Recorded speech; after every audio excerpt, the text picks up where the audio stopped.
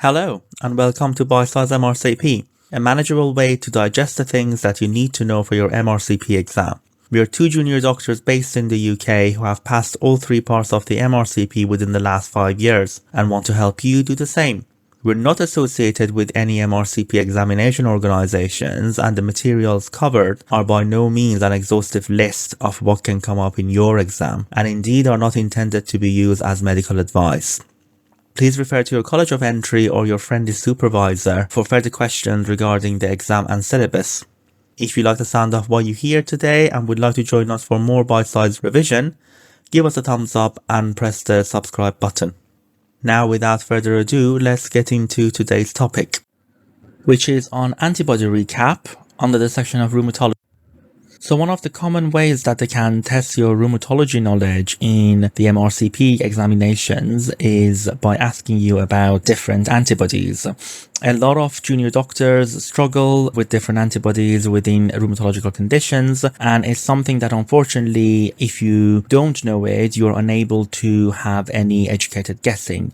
It's one of those topics whether you know it or you don't know it, and if you do know it, then it's quite an easy mark to actually get the question right. So we thought this is going to be a very good opportunity, now that we have covered quite a variety of different conditions and their antibodies, to actually go over and have a recap of different conditions and try to test your knowledge on it. The best way for you to get the most out of this video is to make sure that you pause the video after each questions and before we reveal the answer. So make sure to try to actually answer the questions yourself. Okay, question 1. A 30-year-old lady presents to her GP with a 6-month history of bilateral small joint tenderness and stiffness, worse in the mornings. X-ray of her hands show osteopenia and erosions at the MRCP joints. Which of the following antibodies is most associated with the onset of extra-articular manifestations in this condition? A. ANA, B. dsDNA, C. CCP, D. rheumatoid factor, E. anti-Rho. So if you want to pause the video now and try to answer it yourself. Reading this clinical scenario, it should jump out to you that this is talking about rheumatoid arthritis. This is a classical history that you would get of a young female patient who's presenting with a few months history of bilateral small onset joint pain and tenderness. It has given you even more hints of giving you some of her X-ray findings of her hands, which are osteopenia and erosions at the MRCP joints, which are consistent with the diagnosis of rheumatoid. If you recall from our rheumatoid arthritis lecture, you would immediately be thinking about a potential 2 options as part of the choices in here. One being rheumatoid factor and the other one being CCP. Now, this needs a little bit more knowledge of you. If you recall, you will remember that CCP is the most specific amongst those two, arthritis, and it also is the one that's associated with the onset of extra-articular manifestation in this condition. Therefore, the correct option is option C. Just to recap, option A and option B are 2 of the most common antibodies in systemic lupus erythematosus. Please click here if you want to hear more about systemic lupus erythematosus as your revision. And option E, anti-Rho, is one of the antibodies that we discussed during our talk on Sjögren syndrome. If you want to hear more about Sjögren syndrome, please click here. Okay, question 2. A 60-year-old lady presents with a 3 months history of difficulty swallowing and tightening of skin over the hands. On examination, the IMT1 doctor notices that she has microstomia as well as red spots over her face and chest. Which of the following antibodies is most associated with this condition? A. ANA, B. dsDNA, C. rheumatoid factor, D. anti-SCL7T, E. anticentromere.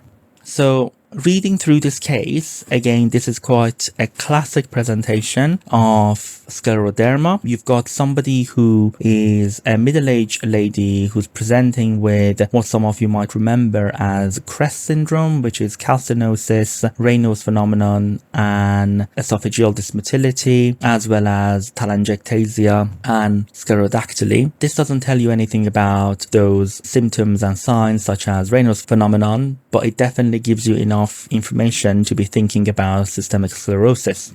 Now, if you remember from our systemic sclerosis lecture, the two antibodies that are associated and are most specific to this condition are option D, which is anti-SCL70, and option E, which is anti-centromere. The difference between the two is the different type of antibody is associated with different types of systemic sclerosis.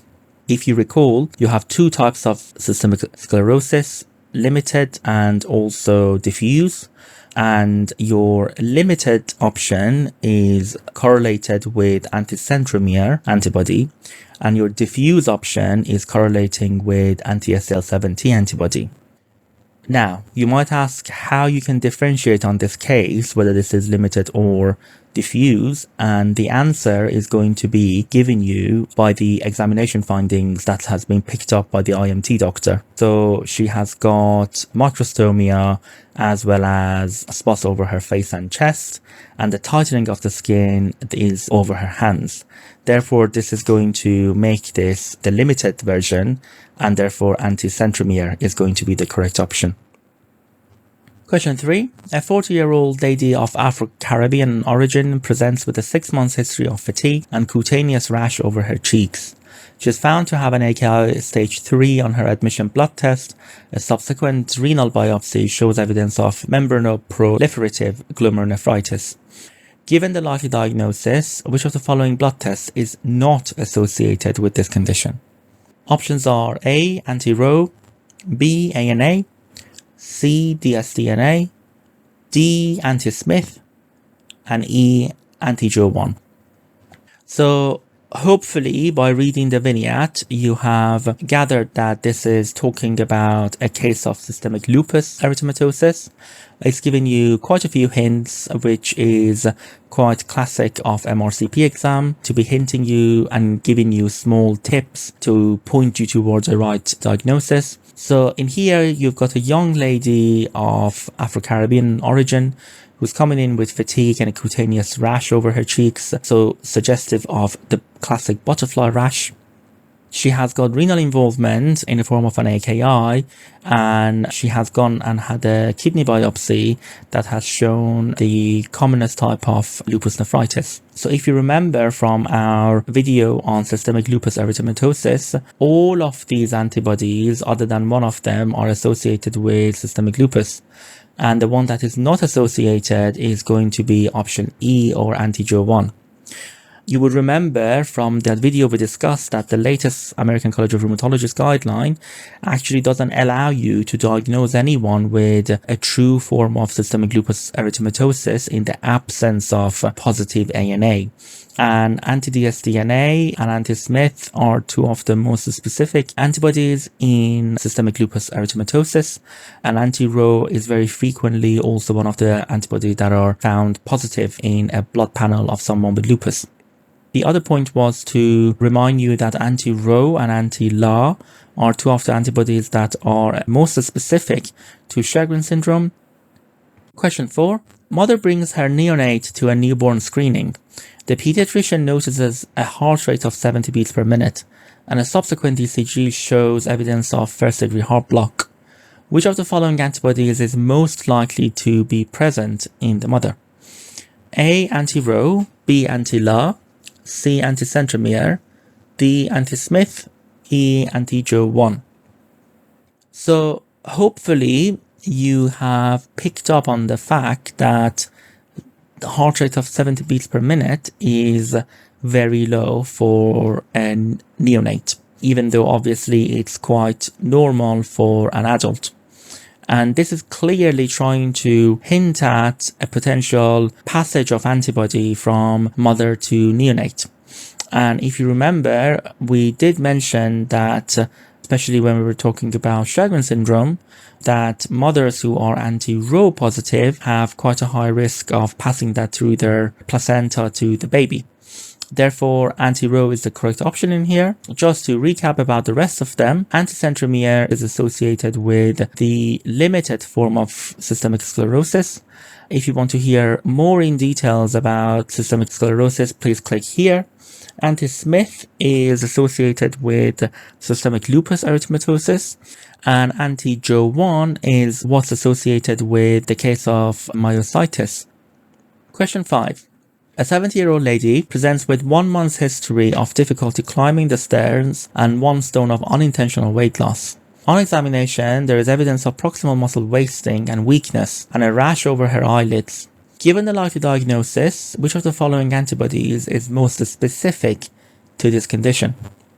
A. Anti-Ro, B. Anti-Jo1, C. Anti-MI2, D. Anti-Smith, E. Anti-URMP. So hopefully you have gathered that this vignette is trying to talk to you about somebody with a potential diagnosis of dermatomyositis. This is a diagnosis that goes quite nicely with the case. You've got an elderly lady with 1 stone of weight loss and also difficulty climbing the stairs, suggestive of some muscle involvement. You have examined her and you have picked up that she's got proximal muscle wasting and weakness, and you also have picked up a heliotrope rash over her eyelids. From your revision, you would remember that the most specific antibody to this condition is actually option C, which is anti-MI2. To recap amongst the rest, anti-Ro is associated with Sjögren's syndrome, and you will remember from our previous question that it's the antibody that's associated with neonatal heart block and bradycardia. Anti-Jo1 is the most specific antibody to polymyositis. This is clearly not correct in here because she has got skin involvement with her rash. If you want to hear more about polymyositis, please click here. Anti-Smith antibody is one of the antibodies that's associated with systemic lupus erythematosus. And finally, anti-URMP is the antibody that's most associated with mixed connective tissue disease. Question 6. A 70-year-old lady presents with a 1 month's history of difficulty climbing the stairs and 1 stone of unintentional weight loss. On examination, there is evidence of proximal muscle wasting and weakness and a rash over her eyelids. A CT scan identifies a mass in her pelvis concerning for ovarian malignancy. Given the likely diagnosis, which of the following antibodies is most specific to this condition?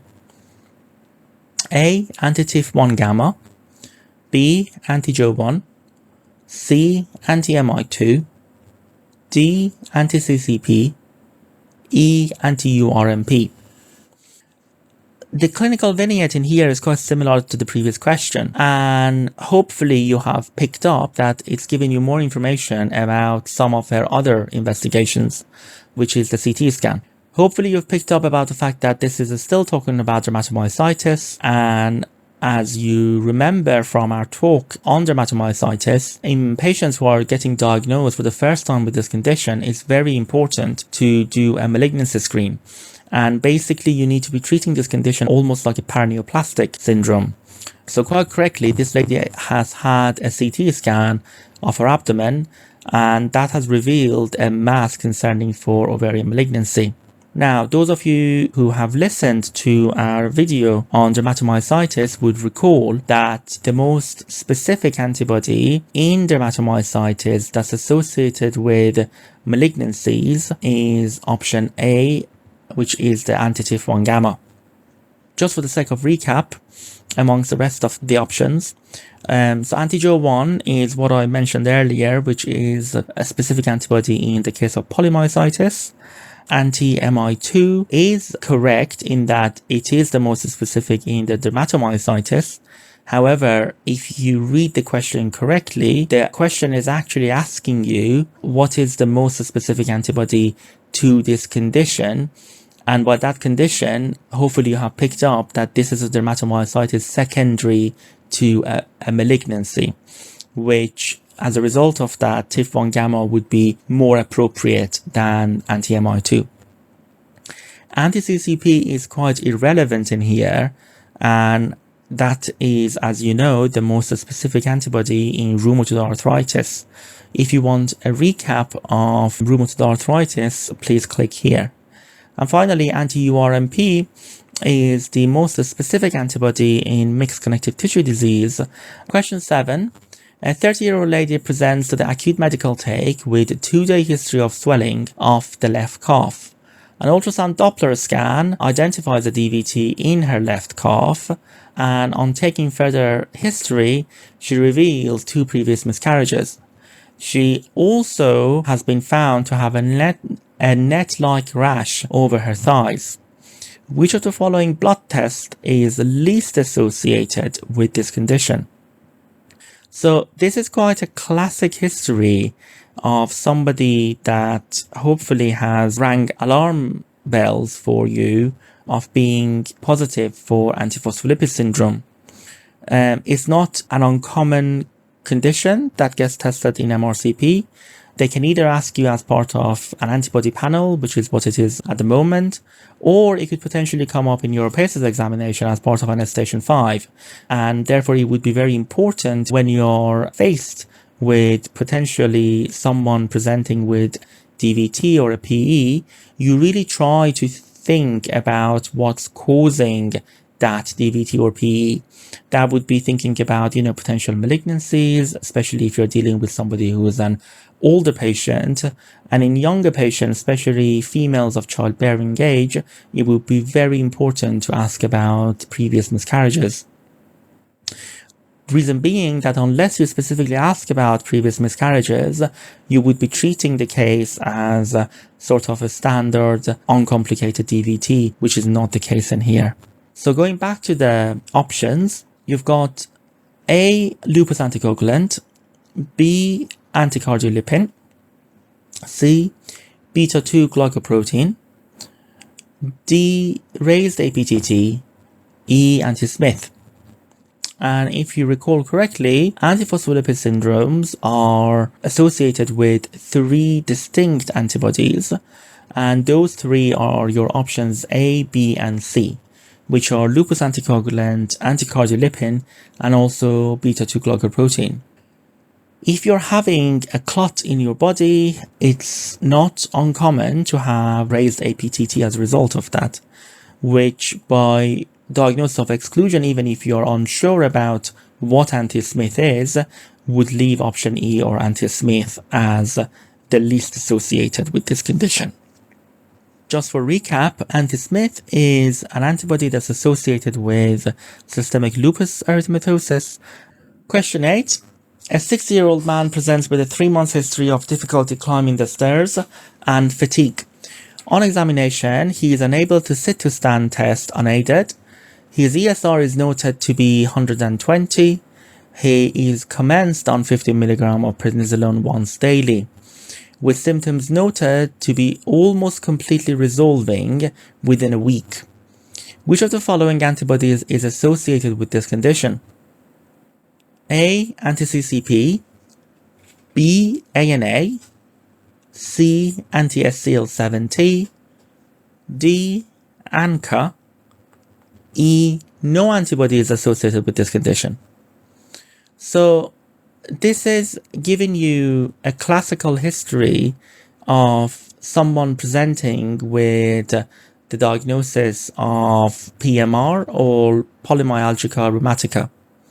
And what's sort of giving it away, other than the fact that the specific about the history, such as difficulty climbing the stairs and fatigue, and also being unable to do a sit-to-stand test, and the raised inflammatory marker, is that his symptoms have completely resolved after only 1 week of having a low dose of steroid. And therefore, that should hopefully guide you towards the diagnosis of PMR rather than any other autoimmune conditions.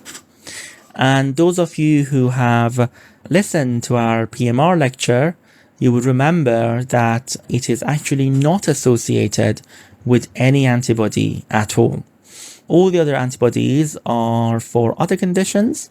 Just to recap, anti-CCP is the most specific antibody in rheumatoid arthritis. ANA is the most sensitive antibody in the case of systemic lupus erythematosus. Anti-SCL7T is the most specific antibody in the case of diffuse systemic sclerosis. And if you want to hear about that and the differences between the diffuse and the limited versions, please click here. And finally, ANCA is the most specific antibody in the case of vasculitis.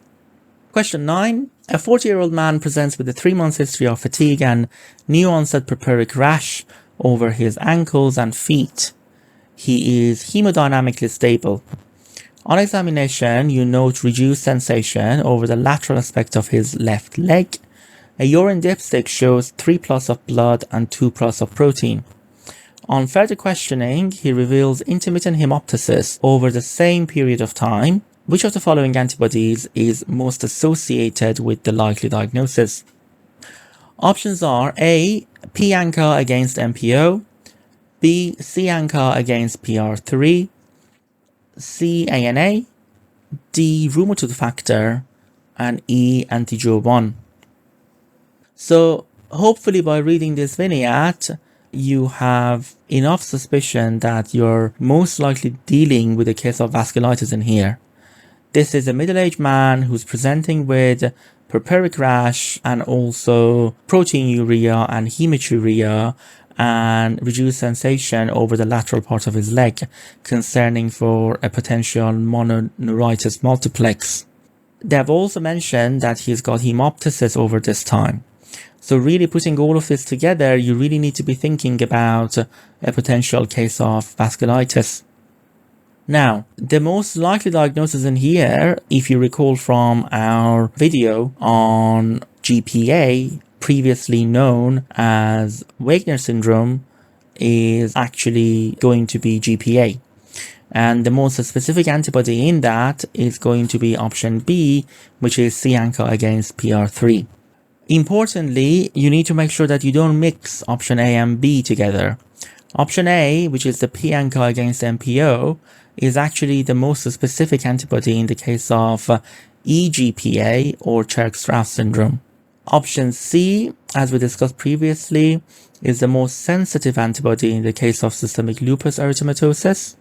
Rheumatoid factor is quite irrelevant in here again. So this is one of the antibodies that's not even the most specific one, because as you recall, the most specific antibody in rheumatoid arthritis is anti-CCP. But rheumatoid factor is another antibody that is used to help with diagnosis of rheumatoid arthritis.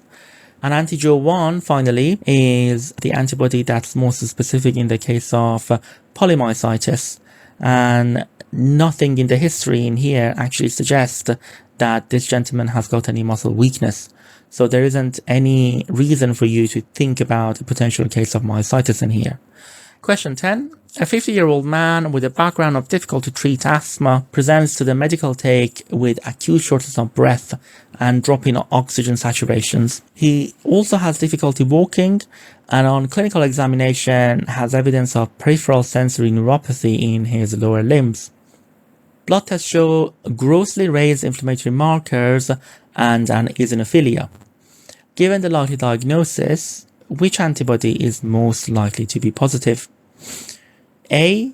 P-ANCA against MPO, B. C-ANCA against PR3, C. ANA, D. Rheumatoid factor, and E. anti-Jo1 antibody.